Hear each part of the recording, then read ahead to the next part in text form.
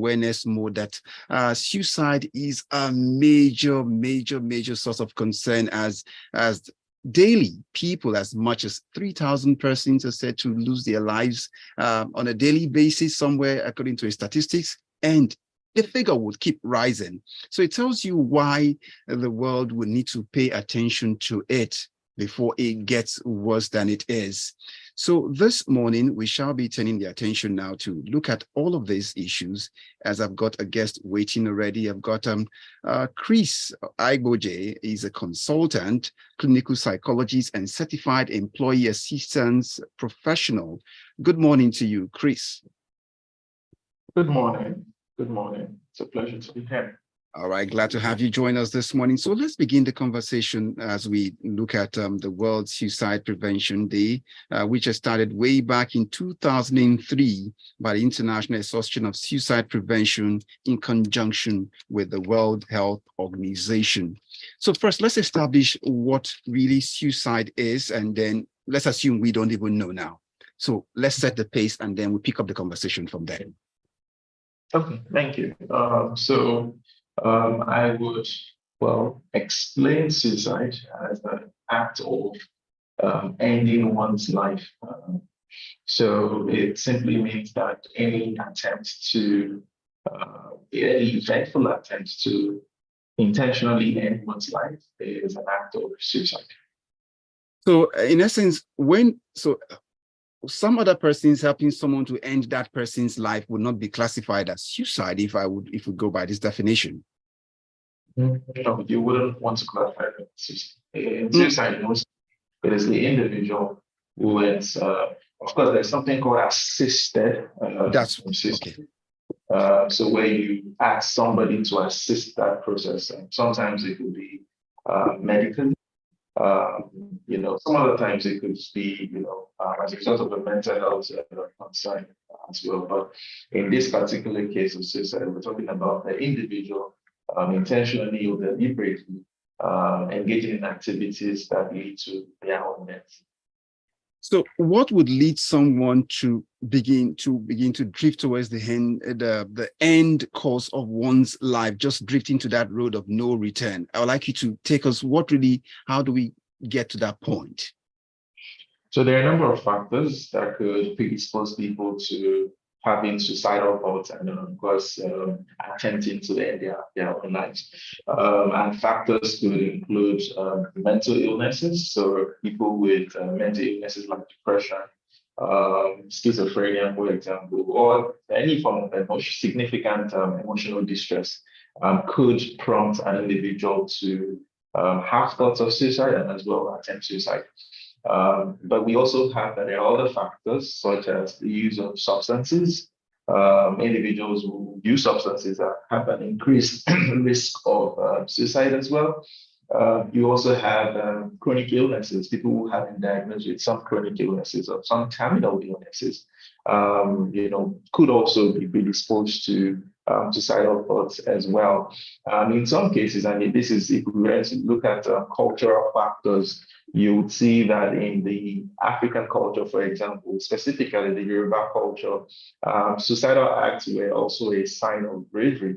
So if you went to war, for example, and you lost as a warrior, you are not expected to come back as a sign of bravery. So there are a number of factors. And in my work, in my experience, I've seen also people who have said, you know what, I'm putting my family through a lot.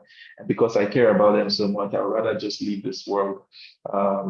So there are a number of factors that could predispose individuals. But I think with all these factors, there is that core significant or overwhelming emotional distress in every or almost every form of suicidal acts.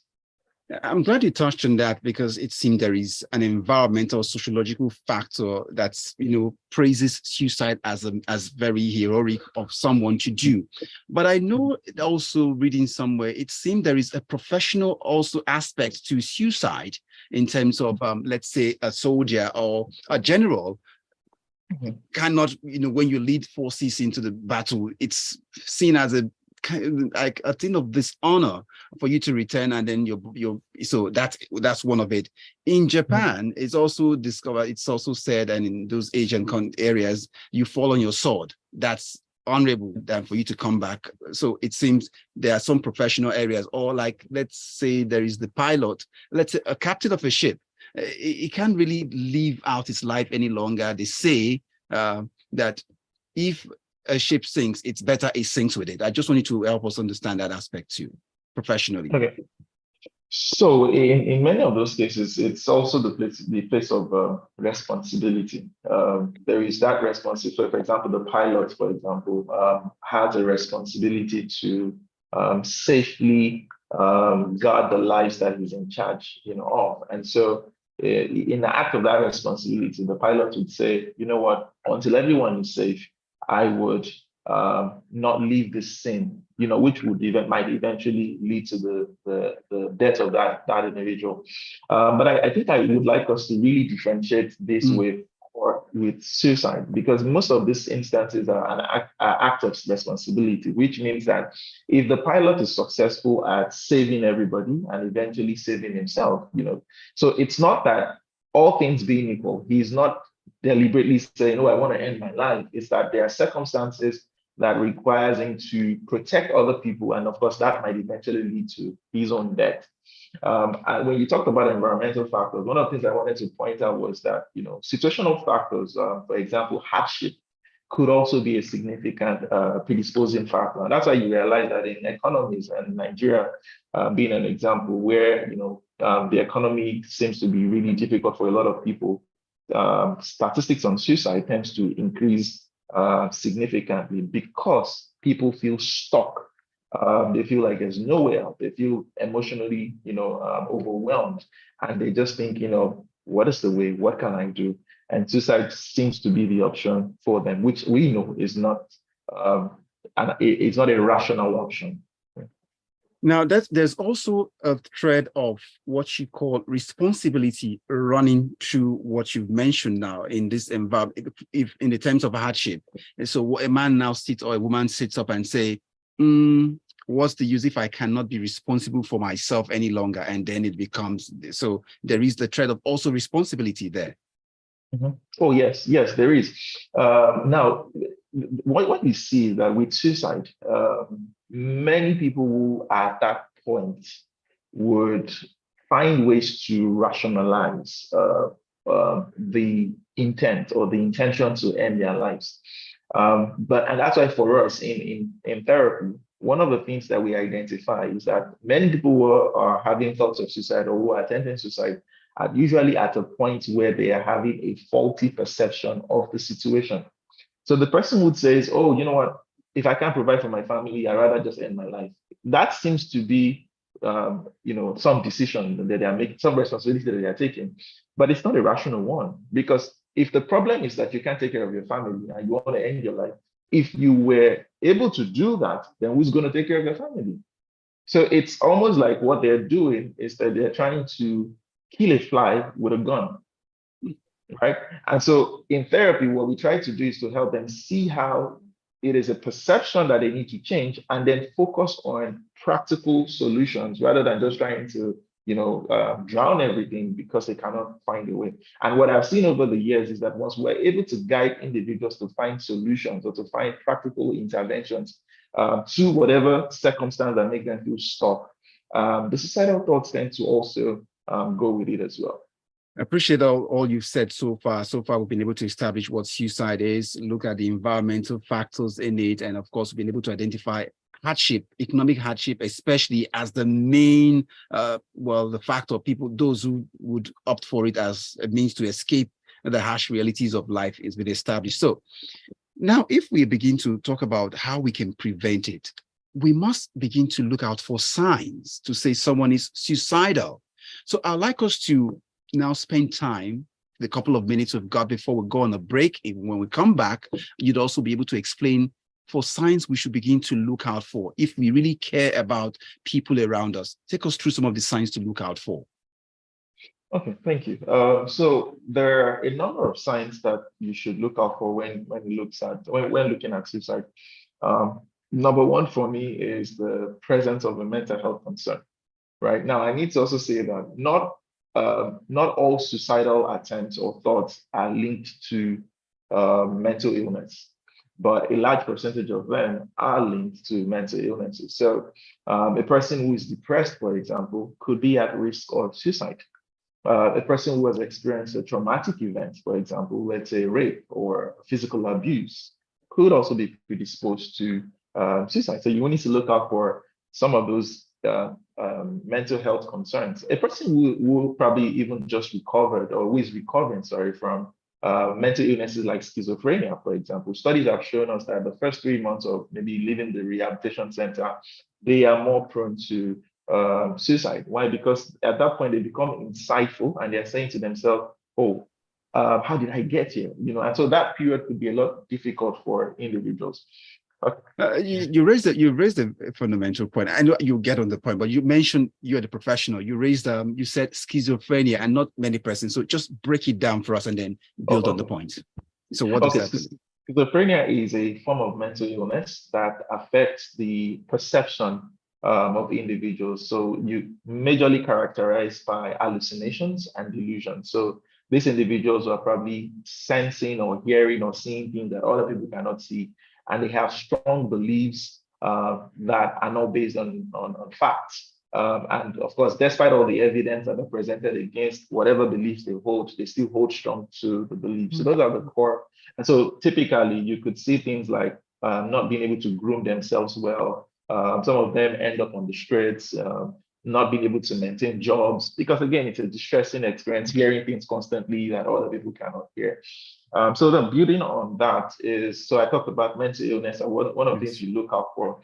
Now, to the average person who doesn't really know what these mental illnesses are, what the symptoms are, you want to look out for the kind of conversation this person is having. So if they begin to talk a lot about death or talk about how worthless life is, that could just be a sign to look out for, that this person might be suicidal.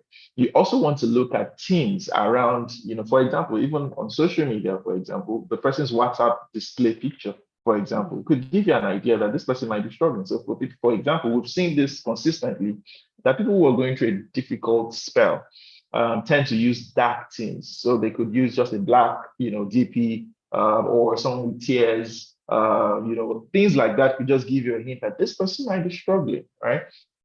So the conversations and the way they express themselves, in some other cases, there's also people who self-harm. That could also give you something to look out for. Okay, I see the red light for traffic right now, but when you build on the point, when we come back, for those who just join in, I'm speaking with Chris Abojei, and he's a consultant, clinical psychologist, and certified employee assistance professional. And we're looking at World Suicide Prevention Day, slated to come up on the 10th of September. And he's been, speaking on what suicide is, the things to look out for, and he has more to share with us. So please stay tuned, because you will be having to know more, and then you might just be saving the life of someone who knows someone. So stay tuned. We are Smooth 98.1 FM.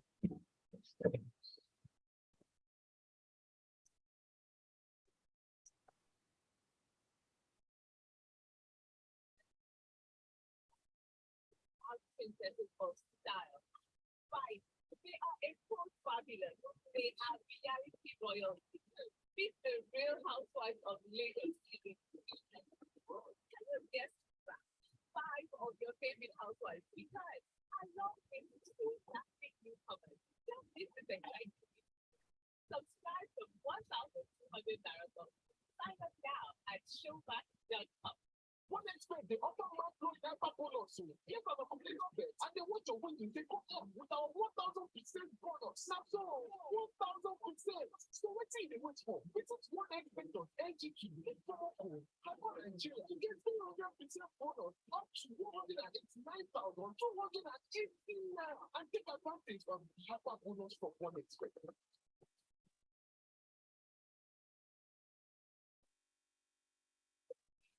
Politically, our society is underdeveloped because of an alien system on our country.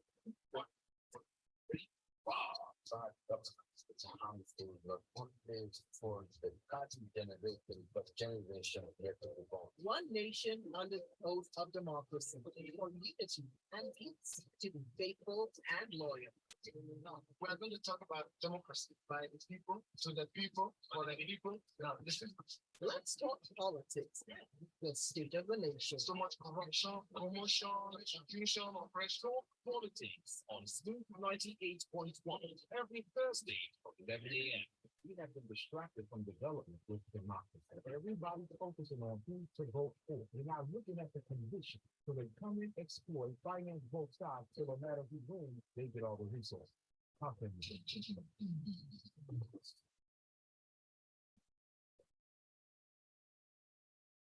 We're Smooth 98.1 FM. It's gone 17 minutes already past the hour of 9. You're on to Lagos Talks 981. We would like to have you joining the conversation shortly on 014489981.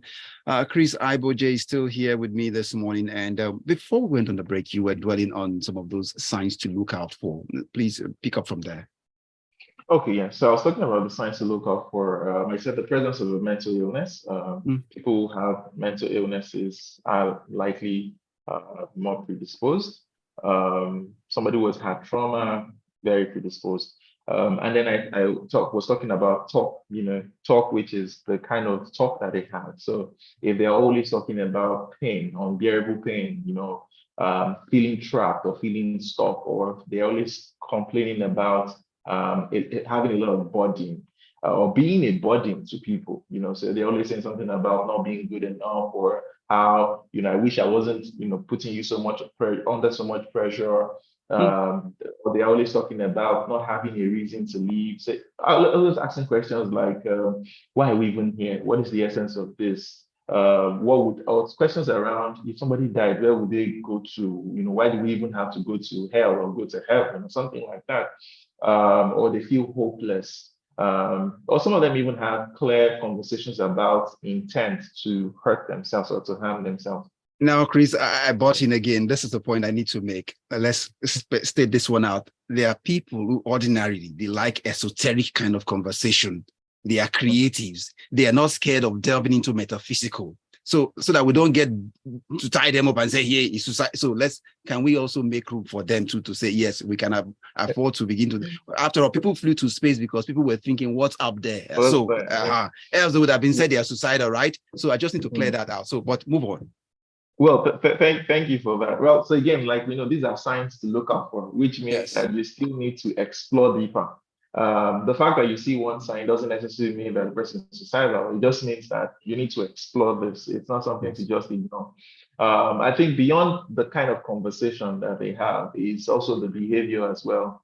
If there's an increased substance use, for example, the person starts to drink more or smoke more, that's something to explore as well as a sign.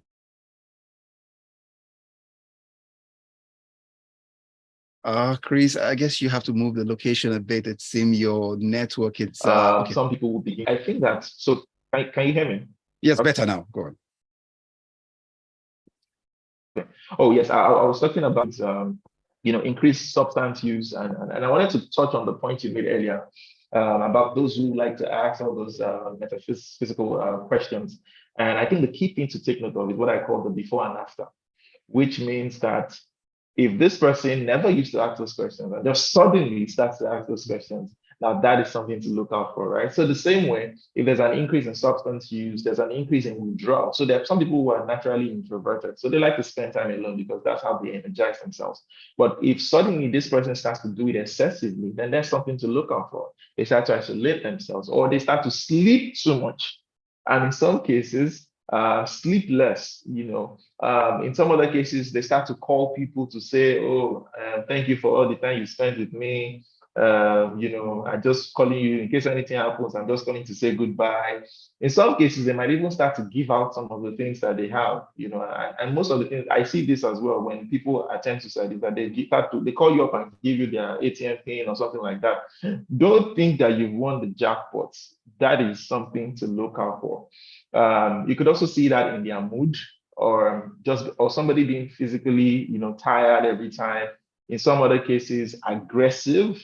irritable, or they just lose interest in things generally. Now, these are common signs that you should look out for. And please take note of the fact that it's not necessarily fact that if you see this, it automatically means the person is suicidal. No, it means that this is something to explore because it could be telling you something. Yeah.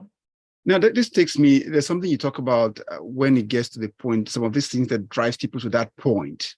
Words. How important is words in terms of interpersonal relationship? Let's say in a family circle, a child gets to hear words of worthlessness, or how, and those are just, or in a relationship, you get to hear those words that don't get to appreciate you or make you feel appreciated. So how important will this be as a driver?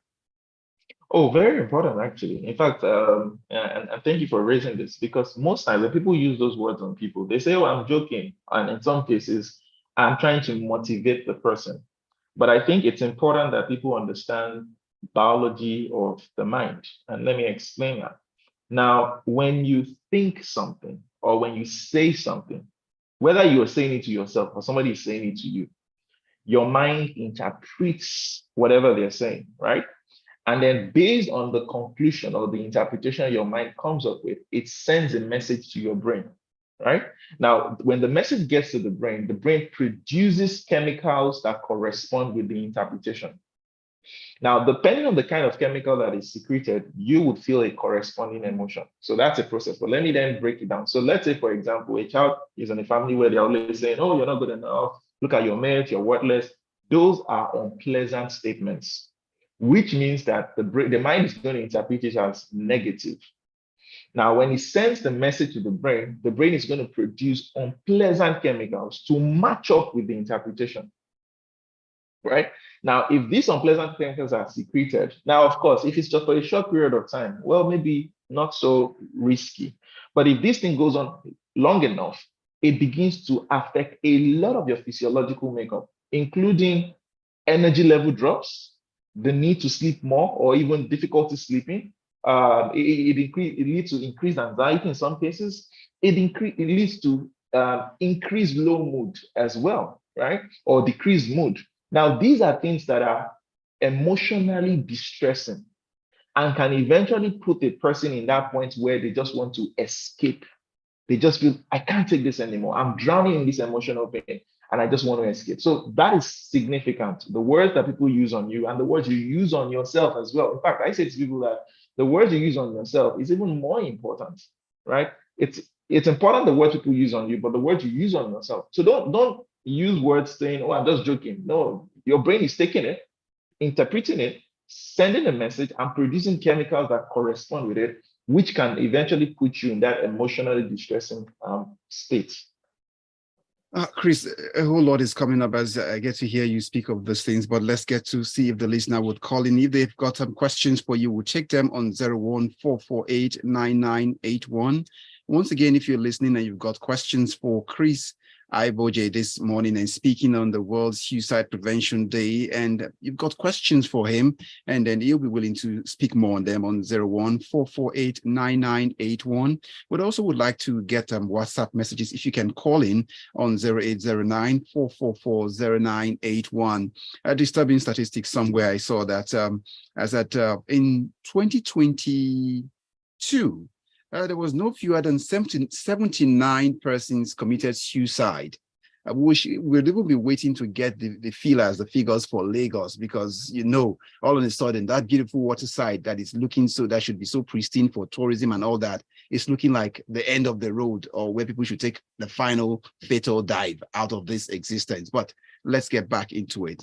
So far in the conversation, you've raised two issues in terms of the signs to look out for: economic hardship and drugs in itself seem to be, the chief, you can say that's the chief culprit of what drives people into that bend that they can't really return from.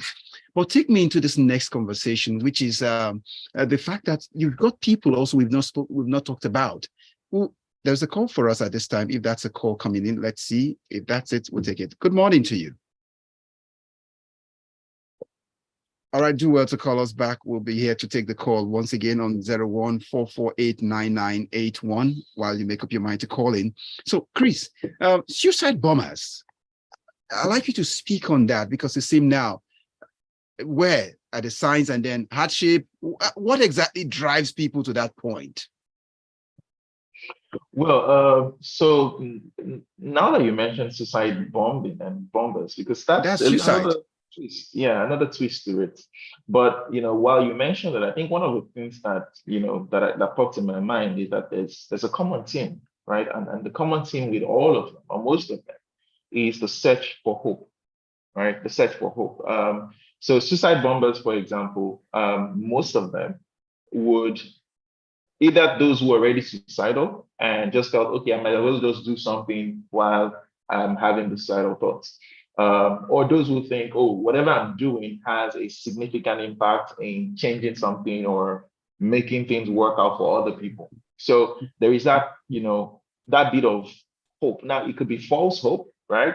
And most times I see that it's not hope that is based on fact or based on reality, but it doesn't take away the fact that there's this bit of hope. And many times when people are going through emotional distress or economic distress, they are likely going to hold on to anything they can lay their hands on.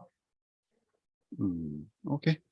That looks like a fine place to get into the place of this. It's now a recurring decision now where people now tag themselves quickly as mental health is at risk. My mental health is threatened. So walk us into this: depression, mental health, draw the dividing line, and how this in itself contributes, and when should we be watchful and know that even for employers too, and in the family circle, where these terms are branded in a way now, you can't really tell who really is genuinely in that state. Well, I think everybody's mental health is at risk. Everyone. Maybe that's a light note. And let me then explain it this way to say that, mental health is simply your ability to think, your ability to feel, and your ability to react appropriately. That's basically what mental health is. If you look at the WHO's definition, it says that your mental health is your ability to be the best that you can be, to actualize your potential, to be productive, to manage normal stresses of life, to be fruitful, and to contribute meaningfully, right? So that's a positive thing. So when I hear somebody say my mental health is at risk, what I hear them say actually is that, oh, you know what, my ability to perform or my ability to achieve my potential is being threatened, which is not a negative thing. I think the problem here is that we have, over the years, confused mental health and mental illness. Now mental illness, on the other hand, is a dimension of mental health that talks about when there is a dysfunction in a person's thoughts, emotions, or behaviors. Now, we all have mental health, but we don't all have mental illness. Why? Because there are criteria, there are a number of things that you need to look out for before you say a person has a mental illness. Just hold on for us, Chris. Good morning. Hello, could you turn down your radio? Good morning. You have to turn down your radio. Good morning. Turn the radio down completely. Let's go on now. You're on to Dr. Chris.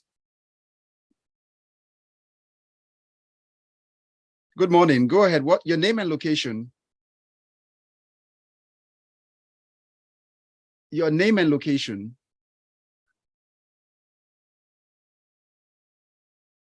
Okay. You have Chris Abojei listening to you. Go ahead. It appears most of us, you don't look at the spiritual aspect. Do you know that some people can be manipulated to want to commit suicide? They will tell you, we will not be the one to kill you, but we will put you to a situation that you see yourself. You see that life is worthless and you see yourself. I was a victim because I knew what really happened. But along the line, what really saved me was that I was a born-again Christian. So what do you think would have made somebody to want to go and commit suicide? I had a house of my own. I have children. They are doing fine. I have a car. So to some extent, I would say I'm a bit comfortable. But you see, there are people who will just be manipulated. They will do it not because they are conscious of what they are doing, but because they are being influenced by evil power. All right. It was because I was Christian and born in.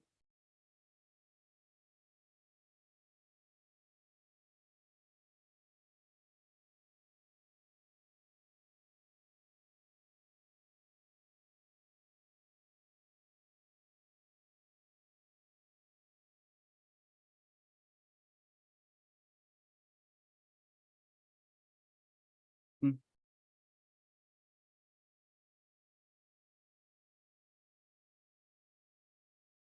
All right. Thank you.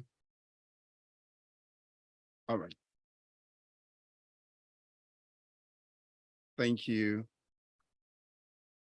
All right. Thank you. We have to go on this quick one now. Thank you so much. Chris, you respond when we come back. So we have to go on this quick traffic stop. Yeah, actor, writer, and you're listening to Smooth 98.1. Keep listening. Babe, this dollar has increased again. How would I change this phone now?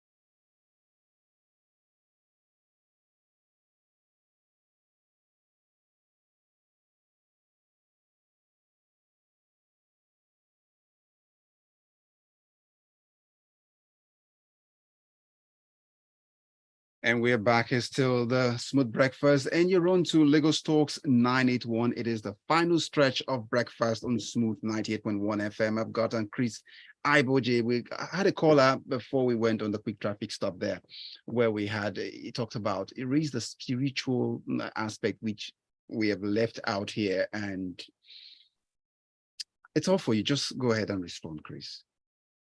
Okay, so I would say yes, there's a strong connection between spirituality and mental health in general, not just about suicide. I might not, agree with the conversation about manipulations and all the others, because I think that puts the person in a passive spot where it looks like I can't do anything. Somebody is controlling me, somebody is doing this. And I don't think that's the approach we should take. Rather, we should take a proactive. Chris, you remember I raised, that's why I flagged down a while ago when I said, please, could you build on schizophrenia for me? So wouldn't that be what it is? You hear voices. Well, so when you hear voices, that's not spiritual manipulation, Okay. right? That's simply when you're having signs of schizophrenia, where you're hearing voices or seeing things, that is because there's a problem with the brain. The brain is an organ. The brain controls your ability to perceive things, to interpret perception. If there's a problem with that organ, there's going to be a problem with your perception as well, right? And so if that translates to hallucinations, take for example, a person could use a substance like colos, right, or marijuana, and actually experience hallucinations. That's because that substance has influenced the mind, So to speak to, do we have a caller? Okay. No, with a call. Wait, he said this in his case, it was doing well. He had a house, a family, and then all of a sudden one day it's like this. So I would have actually I would have wished that he saw a professional, right, who is able to adequately assess him. Because the reality of things is that depression, suicide are not necessarily dependent on how well you're doing, right? I've had many clients who come to me and, maybe after a few sessions, they say to me, Chris, why was I trying to end my life, right? Because for us, it's not about how well you're doing. We see wealthy people who attempt suicide. So it's not about how well you're doing. It's simply about how you have perceived the situation at that particular time. So if I perceive the situation as hopeless or as stuck, or maybe there's a part of me, and also I think that is because many of us have not been trained to understand our emotions very well. So when we experience certain emotions that are normal given the circumstance, some of us get to misinterpret it. Unfortunately, the human brain doesn't work with reality. It works with perception. So things might be going on, but if I interpret it as negative, that's what my brain is going to go with. It's going to produce chemicals that correspond with that.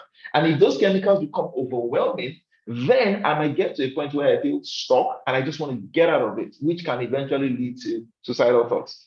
But I do not disagree that there's a spiritual connection. But the way I look at it mostly is from, say, for example, some of the religious books, and I'll use the Christian book, for example, many times refers to how the mind connects to your transformation.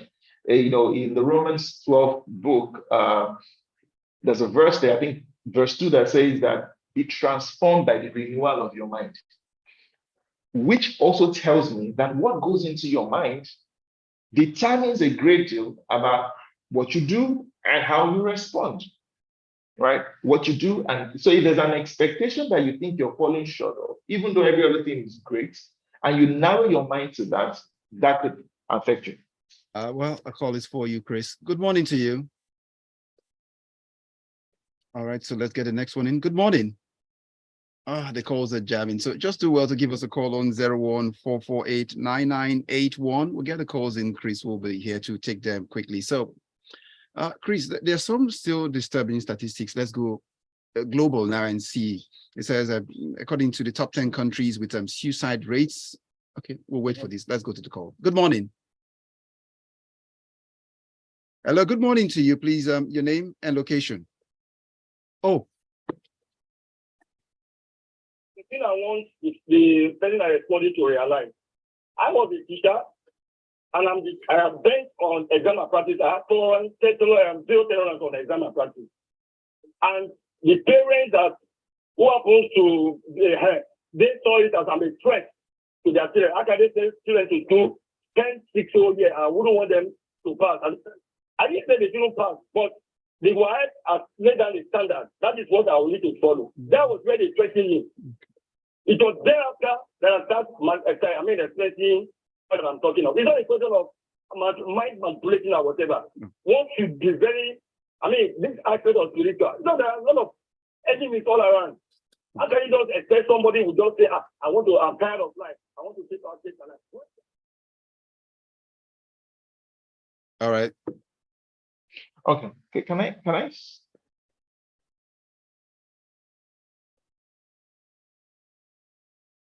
Thank you very much. We appreciate you for your time this morning, for calling back just to get it on. So, Chris, it's over to you.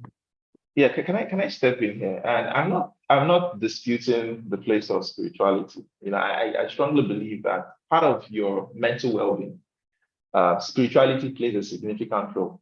But just listening to this caller speak now, there's a theory called the cognitive triad of depression, right?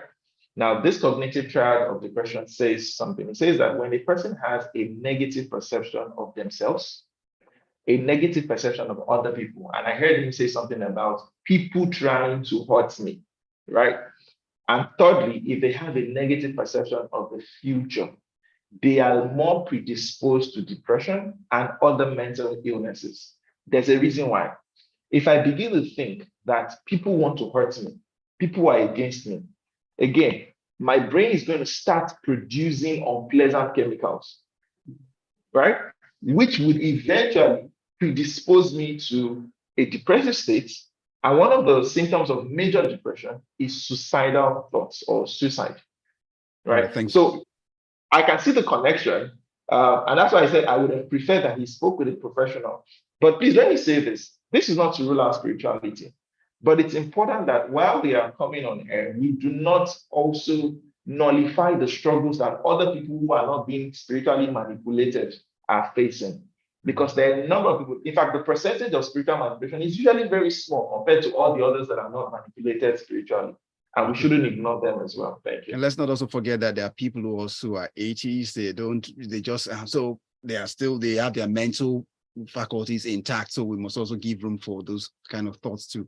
But let's get into this. I saw some very disturbing statistics here, which are about 10 countries with the highest rates of suicide. Well, thankfully, yes, Nigeria isn't in the top 10.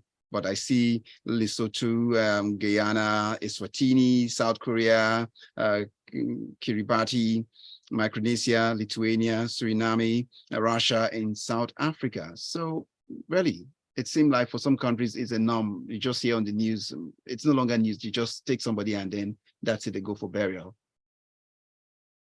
Well, so there are a number of factors that could predispose any economy or any country to have high rates of suicide. And I think one of them is economic hardship. The other one for me is, and you see something common with many of those places you mentioned, those are places where people feel or perceive that their freedom is being withheld, or they don't have the freedom to express themselves the way they want. So they feel stuck, right? You're likely going to see increased suicide in places like that. When people feel stuck, when people are experiencing economic hardship, that is likely going to predispose people to suicidal thoughts. Again, statistics also include a number of other things. For example, gender. Men are more likely to die by suicide than women. Women are more likely to attempt.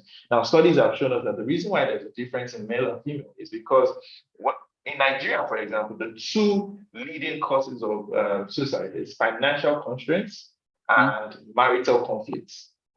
So you see that more men would attempt or die by suicide, and then followed by married people, and then of course young people between students, but the age range usually between 25 and 34 as well. These are factors. Chris, since you touched on that, I'd like you to expand on this. You just can't bring your mind or to wrap it around your head that there are more young people now falling in, and I'm not even going global, bring it home, it's here.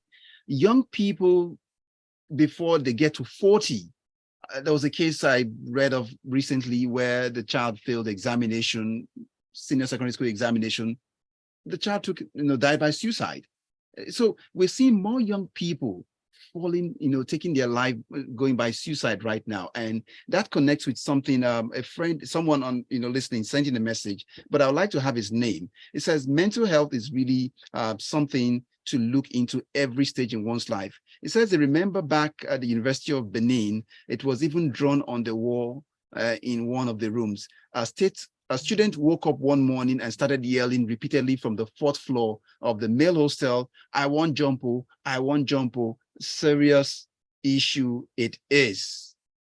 So if you can do this for me, but then if I have to go for the break, we'll go, then you come back. But let's take it away from there for us. Young people going into that, sinking into depression. Well, yes. Let me particularly narrow it down. So I was giving a statistics earlier about the age range most at risk, which is actually 15 to 34, thereabouts, young people. But what you see with that age between 11 and 19 is that is the period of emotional development for many young people. That is a period of what we call identity formation. Now, of course, when people are experiencing rapid emotional development, there could be a lot of pressure that comes with that, especially when they don't understand how to process it, what to do with it. And this is also because many parents also don't even understand emotions. And so they're likely going to ignore it, shut it out. And so the kids or the young people now are experiencing these distressing emotions, overwhelming emotions, but they don't know what to do with it. And that could eventually make them feel stuck to a point where they just want to escape. All right, Chris, we'll come back. When we come back, we'll pick up on approaches and then how to begin to help people get out of that path and bring them back to the sanity. That's what we're going to look at after this time out.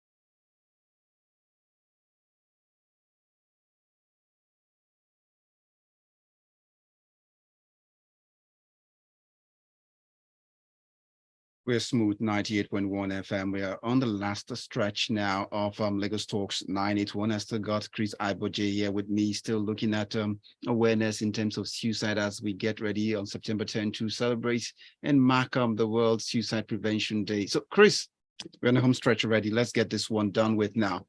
So, we've seen you listed signs. We've talked about environmental factors, hardship, and drugs, the chief culprits, why people get into that bend and can't seem to come back. So when we've seen this, we've identified it. How do we approach the individuals in such a way to make them not, because there's always this denial thing like, I am then, so how do you approach them and what's the best thing to do at that time? Okay, so I always say that when it comes to speaking with people or anyone with a mental health concern, especially those with suicidal thoughts, for example, it's important that the person who is reaching out to them deals with the bias that they have. And that's when the caller earlier was talking about spirituality. I try to debunk that, a lot, because when you go with that mindset that this person is under spiritual attack or there's something wrong with them, or in some cases, people consider those who are suicidal as cowards, as selfish, as, and all that. It's likely going to affect what you do with them, how you approach them, and how you even help them through that process. Do not forget that anyone who is experiencing suicidal thoughts, whether as a result of substance, as a result of mental illness, or just, economic hardship, is, like they said, is going through a lot, right? He's going through a lot, which means that they need someone to validate the hardship, the emotional distress that they're experiencing. And that should be the first approach. The first thing you want to do is to validate them. Now, validation doesn't mean you're telling them, go ahead. You're just telling them that you can imagine what it feels like, the hardship that they're going through. Now, you don't try to say, I understand, because you can never understand it. But it's okay to say, I can imagine. Sometimes it's okay to even paraphrase what you think. So you can say, oh, it must be a difficult experience. It must be a distressing experience. What you're trying to let them know is that, hey, even though I'm not here right now, I can relate with you, right? Now, what that does is that it creates a bit of relief, knowing that somebody can relate. I'm not alone. Because most times, before they get to that point, they would have try dealing with it, and maybe they felt they're alone. Nobody understands me. So you want to validate the individual first. Now, when you do that, when you validate that conversation, the next thing you want to do is to assess the risk. What risk? So does the person have, for example, the poison close by they want to take? Are they close to a bridge where they want to jump? Do they have a rope where they, what means, assess for that risk? Ask them questions around, okay, what were you trying to do? How were you trying to carry it out? And then try to de-escalate that risk. So you can ask them to, okay, you know what? Let's try to figure this out together. Can you put the poison away until we figure this out together? Or can you step away from the bridge? Let's just talk through this. I know, I can imagine how distressing it is, but can we just step away from this and let's and figure this out together? Now, of course, while you're doing that, you also try to, if the person is at immediate risk, then you want to contact people who can step in, especially professionals who can step in and provide help. I also need to say that while you're doing that, create a lot of reassurance, not false hope, but reassurance, not false hope. So let's say the person wants to attend suicide because they don't have a job. Don't tell them that, don't worry, I will give you a job, when you know you cannot give them a job, right?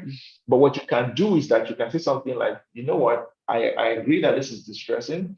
I can tell you that nobody wants to be in this state where they don't have a job, but let us try to figure it out together, right? What you're doing is that you're telling them, hey, you're not alone, let's figure it out together. Or you could say something like, you know what, I'm here and I'm happy or willing to provide support, whatever support that you need, or whatever support that I can offer, right? Again, you're not being specific on what you want to do because you might not even have the capacity to do that. And then finally, you want to get them to a professional. That is very important. You want to make sure that you refer them to a professional who can help them through this.